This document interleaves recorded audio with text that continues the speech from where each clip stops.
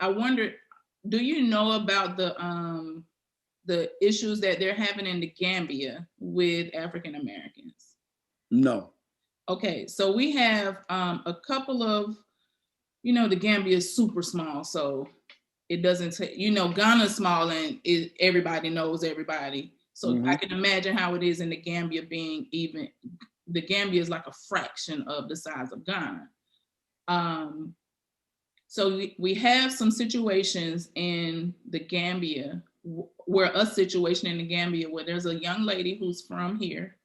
She has made some remarks that have been quite distasteful. A lot of the things that she's saying is not that it's not true.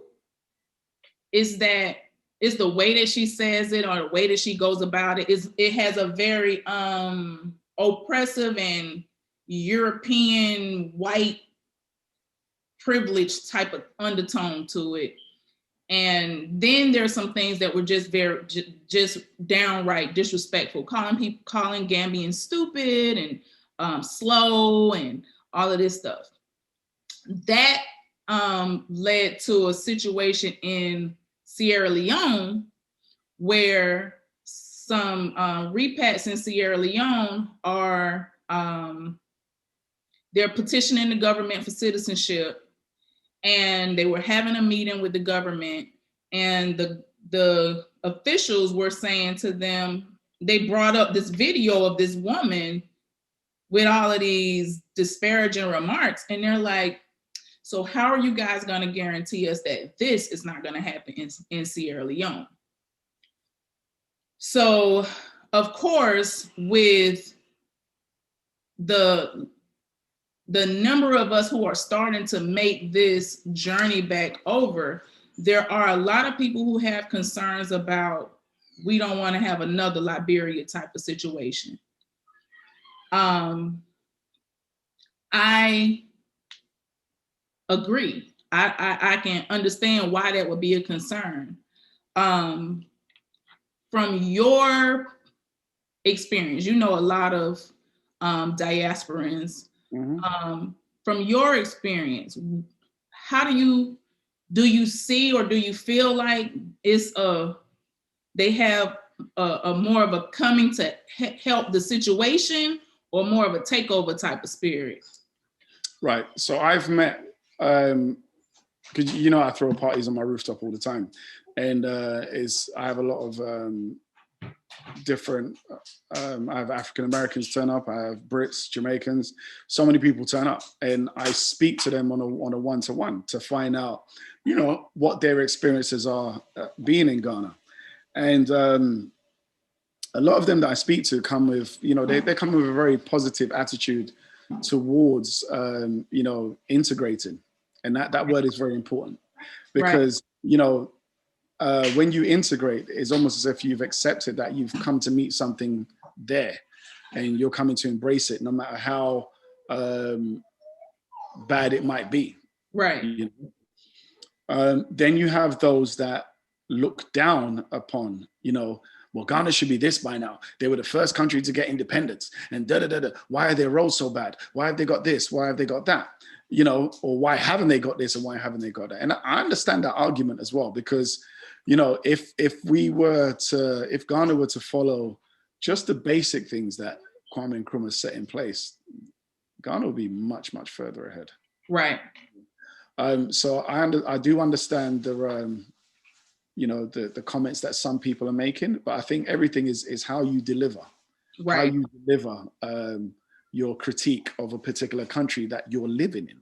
You know? Now, what I said on one of my get-togethers, one of the things that I said is this: we should never be ignorant of the devices of the enemy. Okay. Mm-hmm. Now, we know that even when Martin Luther King was around, or when Malcolm X was around, there were people that were working for the government that were trained to assassinate, trained to spy on, and to cause a disruption. Okay. Absolutely. So I think when we're looking at people that are coming over, we need to be very, very careful of who we speak to, who we mingle around, or who we get to know our innermost thoughts. The reason being, we don't know who they're working for. You know, Absolutely.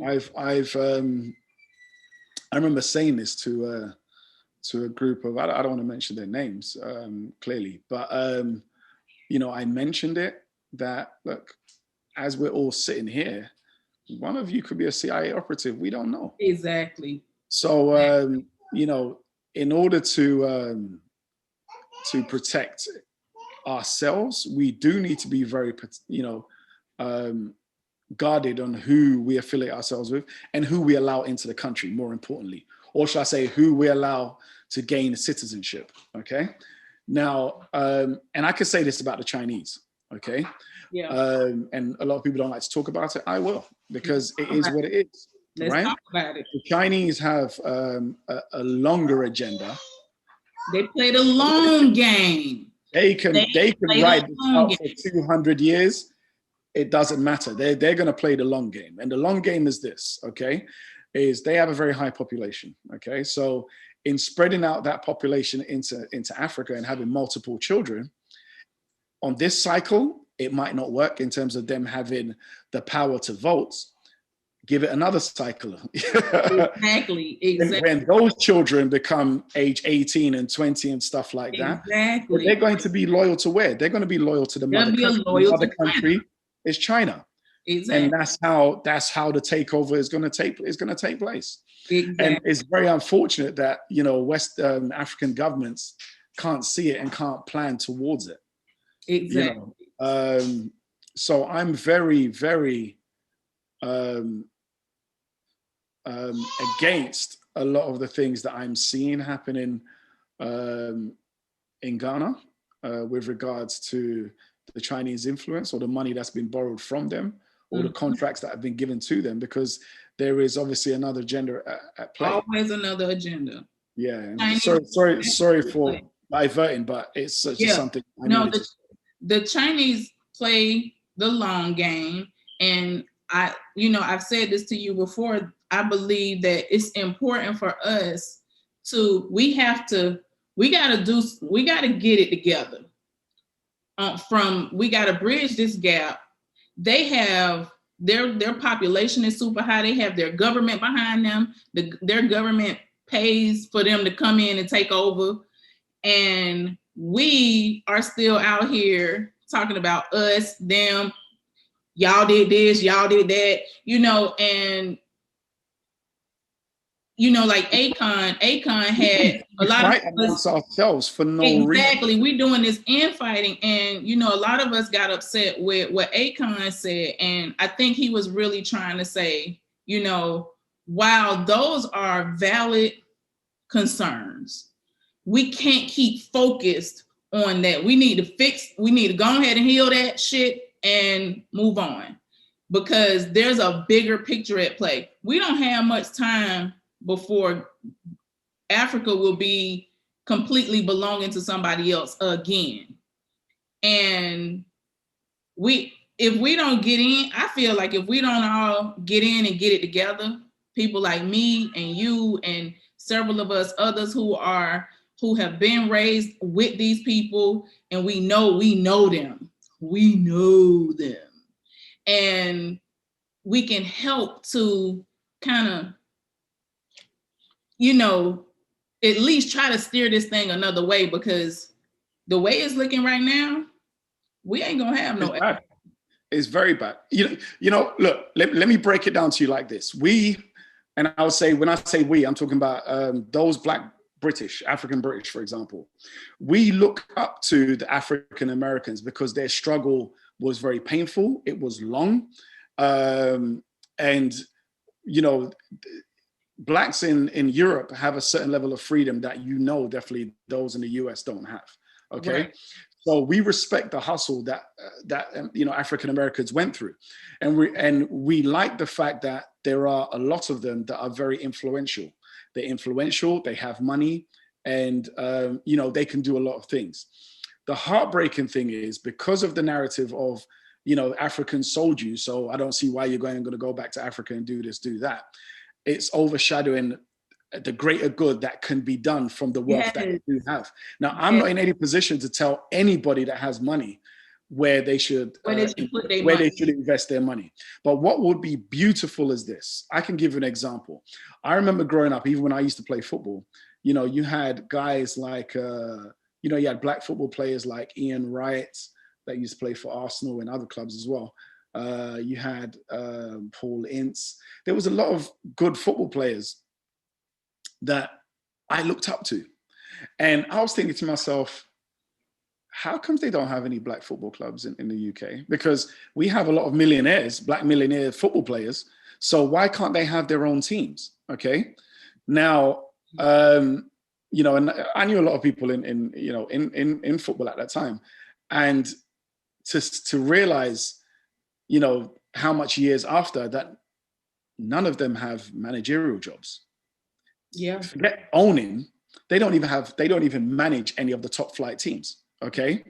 But they were good at the time when they were playing, but we're not going to give you the job of being a manager of one of the teams. Okay.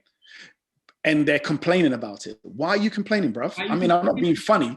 You were in a position of influence where you could have started your club. Yes, you would have started it at a lower level, but by the time 5-10 years later, you would have been at a top flight because you would have known the players to bring in. Exactly. And put to that level, you understand, to get to where these people are right now. And most probably would have been dominating the leagues. So you wouldn't, and it's about ownership. It is about ownership. You would have had ownership. So don't come and, you know, talk about there's inequality in the Premiership, in the Premier League. There's this, there's that. When you were in a position of change and you didn't do anything about it. Do you understand what I'm saying? Right. And so what I'm saying is, whether you look at the Floyd Mayweather, where you look at, you know, the influential, whether you're a musician, whether you're a basketball player or whatever, you have a chance to make that change. Mm-hmm. Okay. Whether you want to make that change in the United States or you want to make the change in on virgin land. And when I say virgin, Africa is ready now for investment. It's very, very virgin. Okay. You know, imagine, let's say, for example, throw a name out there. Let's say Dr. Dre, for example. Okay. Right. I believe he gave. He's a billionaire. I think he gave, was it $15 million to a university in California? One of them white universities. Yeah. Now, not a HBCU, but a white university. And, you know, he's someone that I looked up to. A lot of my production skills, I got from listening to people like Dr. Dre, you know, Timbaland and all of these guys, you know? So, you know, I can't remember the figure, whether it was 15 million or 21 million, I can't remember. But it was a lot. Just 1 million. What that 1 million can build in Ghana, for example, you could buy, let's say with $100,000, you could buy, let's say 500 acres of land. Okay. With the rest, you could plan your own town. Okay. Exactly. Road network and everything. And guess what? The road that leads into that town, you can name after yourself. Exactly. You can name after your son, your grandmother. You understand? So when you die and you're gone, the history is still there. You know, imagine just driving down the road and you see, I don't know, Dr. Dre Boulevard. I don't know what you use Boulevard, but you understand what I'm saying. Or Timberland Avenue, or right. It's those things that I'm talking about. Sean Carter Highway, some shit like that. Yeah. You know, you are in a position where you can make those changes. But unfortunately, a lot of these people, whether you're Dr. Dre, whether you're Puff Daddy, you have to chase the money to find out where these things are going. Now, a lot of these guys have business partners that are not from our community. Absolutely. And they serve themselves, you know. So if you're an NFL player, you know, whoever's managing you tends not to be from our community. Okay. So when your career is over and you realize, hold on a second, where's my money? And you realize you don't have money, but you realize the person that was managing you, they've got apartments, condos all over the place and whatnot. When you trace the money, you realize, yeah, they've been siphoning your money because of the lack of trust of having a manager that's from your own community. Do you understand what I'm saying? So now that see, I was gonna try to make this short, but I gotta ask you this question. So, with you saying that, we know that Akon has he's came back. He went back to his home. Senegal, I think. Senegal, yes. He started the Lighting for Africa campaign. He got a lot of money, got a lot of people likes, solar power, and he got a deal from the Chinese. Mm-hmm. How do you feel about that? Right. Now, let's get this very, very clear. And I know some people are gonna come at me with this. I don't really care because it's what I honestly feel. Right. Okay. Right. The Chinese have worked very hard to where they are right now, to get to where they are. Absolutely. I remember when I was in primary school, right? When all the kids were fooling around, yeah, there was always these 2 or 3 Chinese people in my class. They didn't play. They were quiet and they were studying, okay? I remember going to one of my Chinese friends' houses, right? And, when the mom came out and she opened the door, she's like, oh, they're studying and, maybe come back during the weekend and whatnot. Because after school, we used to go out and play like regular kids, but they were always, studying hard. Right. Now, looking at it now in 2020, maybe they were studying very hard because they knew the plan of learning what's in the West, finding out how their systems work, finding out how their technology works, right, and how their industries work, and mirror that and go and do that back home. Okay? Exactly. So I don't hate on them for that. I don't hate on them either. I ain't mad. Yeah.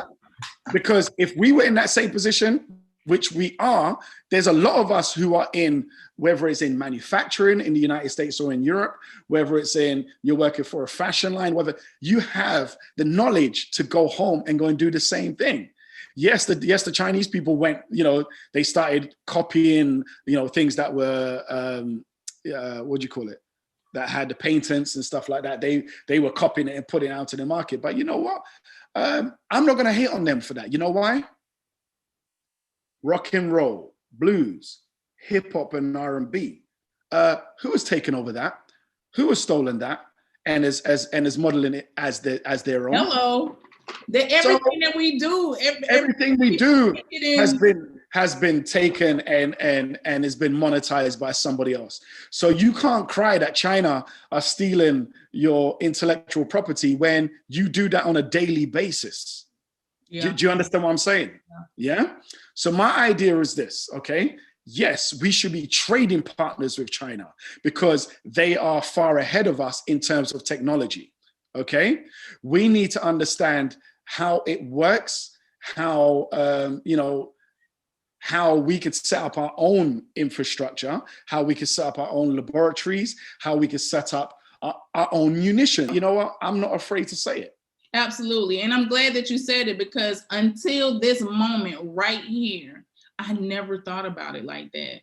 You really just gave me a whole new perspective on the relationship that we should be trying to forge instead of looking at it as a negative. We really could be taking and turning that into a positive or a more beneficial situation instead of what feels like a parasitic relationship. It could be more of a mutually beneficial relationship. And, exactly. That's really something to think on. Mm-hmm. And dang, I'm sorry, you just kind of blew me back with that because I never thought about it in that. Yeah, it's deep. It's deep. You know what's even deeper than that is the fact that there's so many of us that live in Western countries, Western developed nations, okay? And we watch movies like James Bond and Triple X and all these spy movies, and we look at it and go, wow, the technology is great. This is fantastic. Ooh, this. But they're not seeing it as, do you know that we all can be spies? We could be development spies. We could be development spies. Yeah, we have access. We have access to the world. Okay, so we can walk down the road or drive down the road and go, you know what? This highway, it works because there's an exit here. There's an exit maybe every 3 or 4 miles. That's something that we can put back home.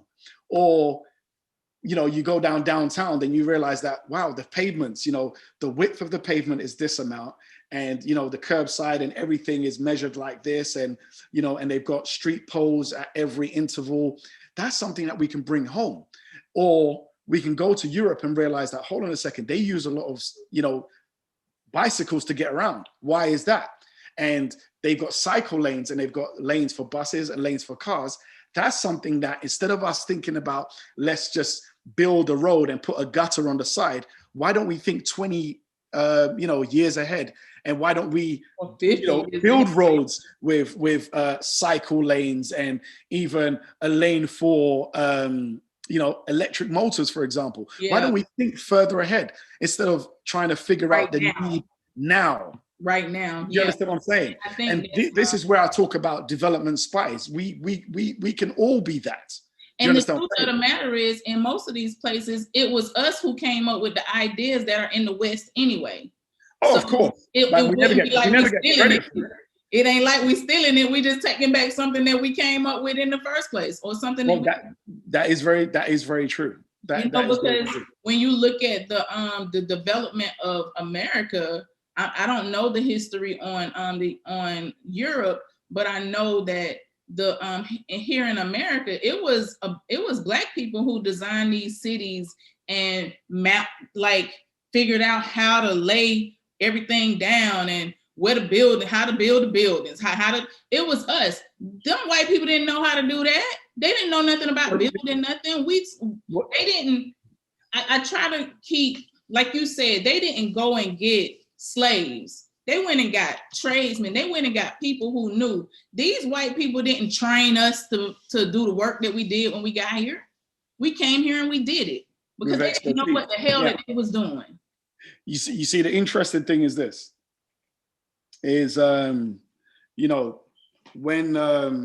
Europeans came into West Africa, they came and there was a large demolition program that happened. So that's the reason why you don't see a lot of old buildings, old artifacts, is because, they demolished a lot of it. Wow, I never knew that. So a lot of the infrastructure that you see are very colonial infrastructures in terms of what they class as the courts and, even the seat of power. Well, okay, it's changed now, but I mean, before Jubilee, is it Jubilee House they call it, was built, where the president, the seat of power is now, they were using the old castles, and these were built by, by Western powers. Sorry, I can't hear you properly. Your microphone's gone off. Oh, go ahead, keep talking. It was one of the children came in. Okay, yeah, So it's just it is very disheartening because we're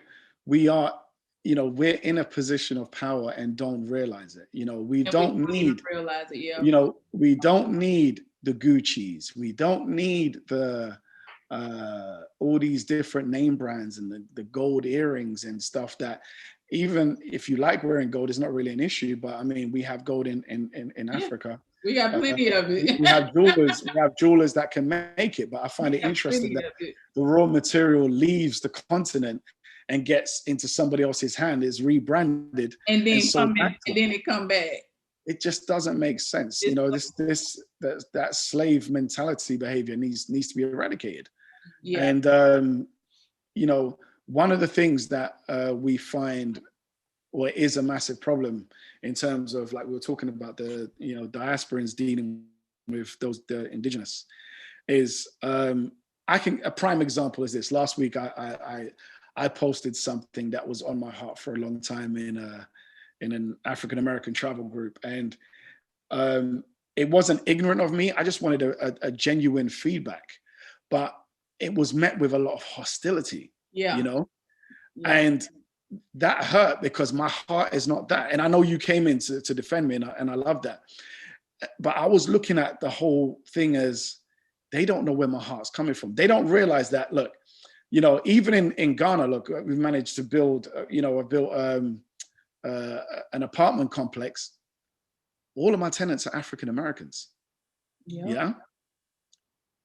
Every single one are African Americans. The majority of my friends in Ghana are African American, I know. You know, so they don't see where my heart is coming from. They just came at me with a negative. And that's something, the reason why I said that there has to be a forgiveness on both sides is because you have, you know, you have the indoctrination narrative that's being perpetuated through all of this stuff. And it comes back at us like that. And, you know, I guess if it was a Caucasian that posted something in that group, I don't think they would have met that amount of hostility. I think it would have been more of, let me educate this person. So let me give them some history. Whereas with me, it was like, you know, full blown war. Yeah, it was, you know? It was bad. And I'm sorry that you experienced that. It really hurt my heart because I'm like, why? Like, why? I don't get it. Like, because when I read the question, it never dawned on me that it would be seen as something negative. Like, I didn't get it. But the key, you know, the interesting thing is, remember, you have to realize that history is told by the victors, okay? And in this particular instance, the history that we know is told by an African-American perspective. So, and from those that, or their grandchildren that, you know, they know the oral history that was now written down, so we know about it. That doesn't mean that everybody in the world knows. Everybody don't know it. And so if I'm asking a genuine question, then it should be met with an understanding, as opposed to, you should know this. Don't you know this? And da da da da da. And as much as I didn't hear it orally, I could, by how they were writing, you could feel the anger in how they were replying. And and some people were even saying, some people inboxed me and were like, oh, well, if you're not African American, why are you in this group in the first place? Now, what they don't understand is this. What is African American? What is African? What the hell is it? What is African American? I live in Ghana. I also live in Florida. I wasn't born here. Okay. My wife is African American. My daughter is African American. But what is that? But what is African American? If you're relating it to the continent, well, half of my other side of my family came from slavery. So what have you got to say from there? What you got to say about that? So, you know, if we were going to look back at history, look at it correctly. Look at it. But most people don't. You know, I think, and that's why I think your story about the two different sides of what you come from, like you're the product of these two very drastically different situations, enslavers or slave traffickers and people who were enslaved or trafficked. Mm. So you hold a very unique position, but I'm sure you're not the only one. So, you know, that's why I think it was really important, and I really wanted to share that perspective. But what I want to get from you before I let you go is, what advice would you give to African Americans, the African diaspora, European, Caribbean, wherever we're coming from? What advice would you give us about moving to Ghana? Like, what is, like, you would say is the number one thing that we should know, or the number two things? Yeah, one of the first things that I will definitely push for is the fact that you need to touch base with those that are on the ground. Okay, so there's a lot of African American groups.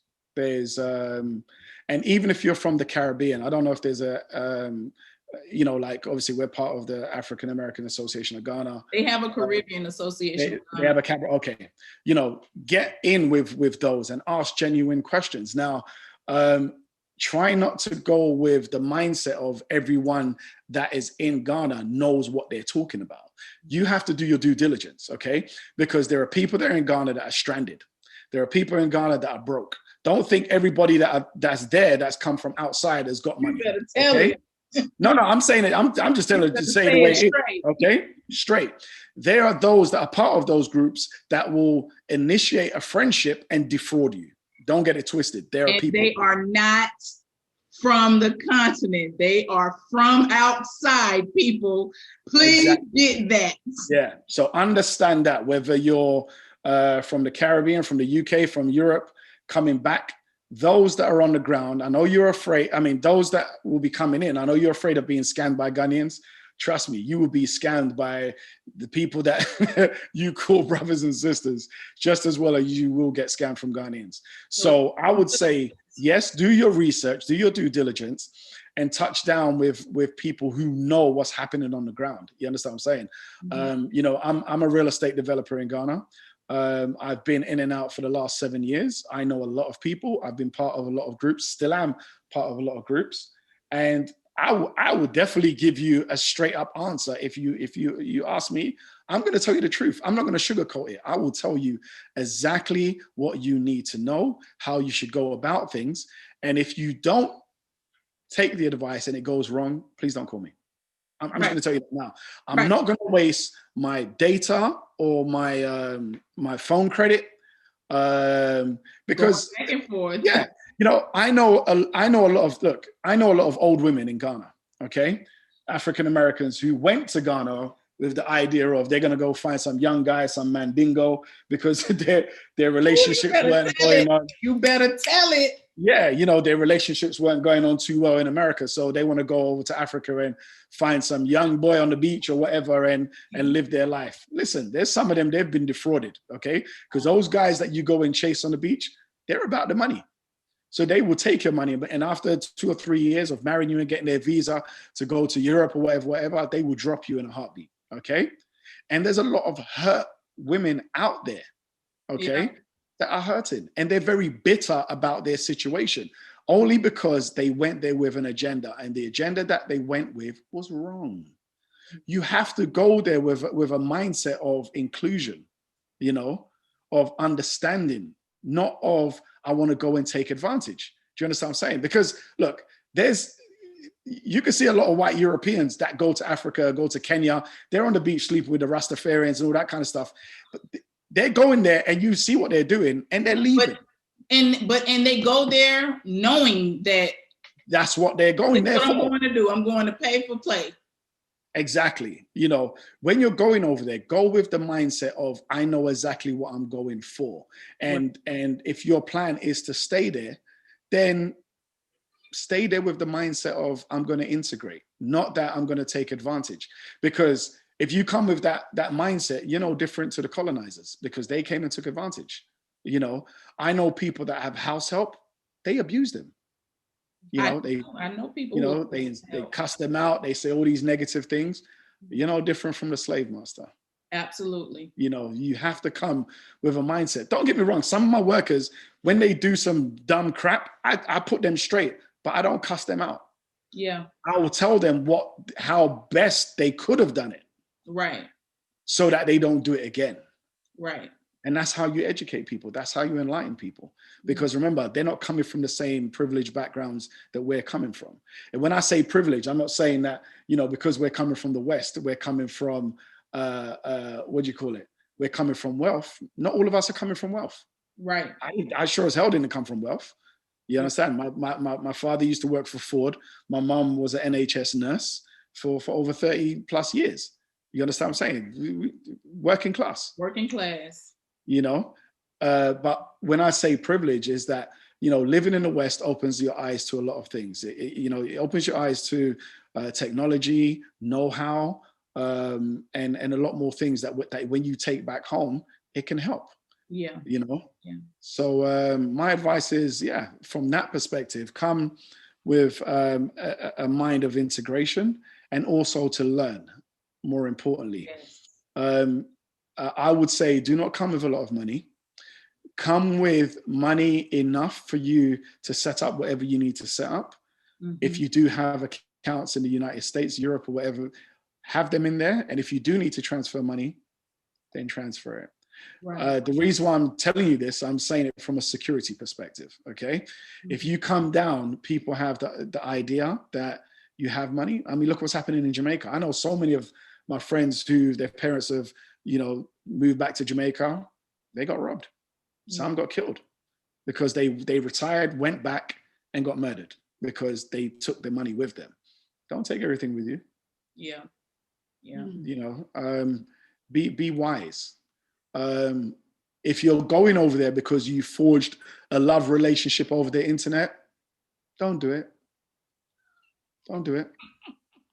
Why you say that, Gabriel? No, I'm just being real. Listen, go to, like I said, reach out to some of the brothers and sisters that are out there. Let them vet the people. Let them go and see where they live. Right. Let them go and see their family. You understand what I'm saying? Yeah. Let them go and spend time with them. Yeah. And see what they're really about. I agree with that. Anybody can, social media, anybody can reinvent themselves, recreate themselves. But when you get there, you realize that it's a whole different kettle of fish. It really is. Yeah. Listen, we've got shopping malls and everything in Ghana. People take pictures of shopping malls, they're in Ghana, and they'll tell you that they're in Dubai. Yeah. Or they were in Europe. So you might be dating someone or dating someone in online, and you're like, oh, this person's well-traveled. We have shopping malls as well. They ain't traveling nowhere. Pools and things that are very Western. Yeah, we have all those fancy clothing lines. We have Apple Shop. We have Zara. We have all these labels that you will find in the West that they can take a picture outside and make it believe that they've traveled. Google has a headquarters there. Yeah. So please don't get played. Yeah. Please don't. Yeah. So thank you so much for this. This was such a good talk. I really appreciate you taking the time. I know you're a busy man. So thank you for carving out a little time for me today. And no problem at all. Anytime. Yeah, soon we'll be getting together. Hopefully I get to see you on this side before you go back to that side. Definitely. All right. All right, then. So to your listeners, viewers, have a great day. And whatever you do and you're planning or whatever you're trying to do, like I said, please reach out to people. Bakita, she's a very, very great, resourceful person. Reach out to her. She has a group called, I think it's a Sister Repat. If you're a male, you could reach out to my group called Brother Repat. Yeah. Not many people talk on it, unfortunately, because men like to keep themselves to themselves until they're in trouble before they reach out. But hey, reach out, Brother Repat on Facebook. All right.